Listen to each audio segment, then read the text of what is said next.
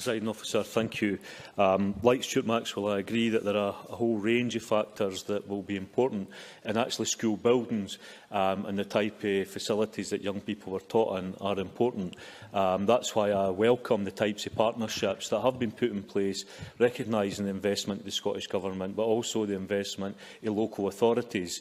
Last week I visited a new school build in Glasgow where 3 primaries are being pulled together into one. So local authorities are doing some innovative work to actually get those new facilities in place. I would ask the Minister to agree to come and visit my constituency in Inverkeithing High School, which is in a dire state and needed replacement. And I was really disappointed that in the announcement last week, whilst those schools that were welcomed the announcement, Inverkeithing was not one of them, and so school buildings are important.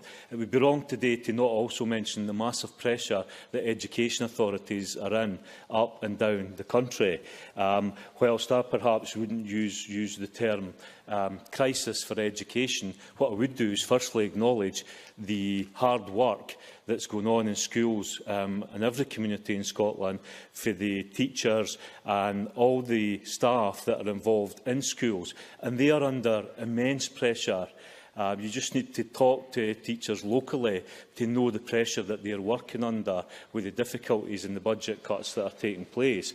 And the budget cuts that are taking place, well, perhaps not affecting teacher numbers. If we're seeing classroom assistants being cut, if we're seeing, for example, continued professional development being cut, then that will have a massive impact on. Because if you look at Fife, that's an example where they focused millions of pounds into raising attainment, and a big part of that came around leadership. So there was a major investment programme around leadership in the schools, but there was also a major investment programme to ensure that teachers had the support to be able to do more to lift attainment and lift numeracy and literacy levels. So, in a sense, if education authorities are cutting these areas, then that will have a negative impact on the attainment levels.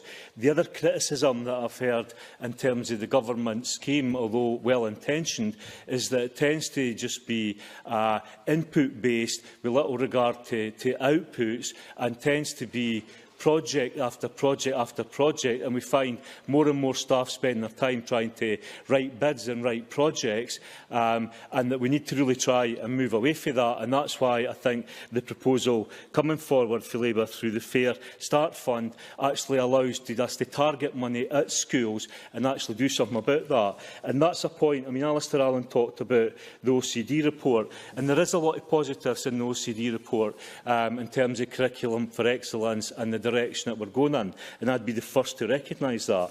There was a few points, however, that I wanted to mention. For example, they talk on page 80 that not all the findings can be described as positive. Education Scotland inspection reports, for example, gave as many as 1 in 5 schools only a satisfactory evaluation and inspections.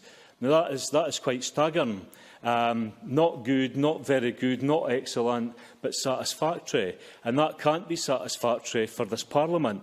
And so it shows that there are areas where a lot of work has to be done. There is other parts of that report that there's not time for me to draw attention to today, but they do talk about the number of different projects that are being done and the danger that you end up with little strategic direction and strategic focus. Now, I would suggest we can learn a lot for those authorities where they have brought about major improvement and focused that improvement.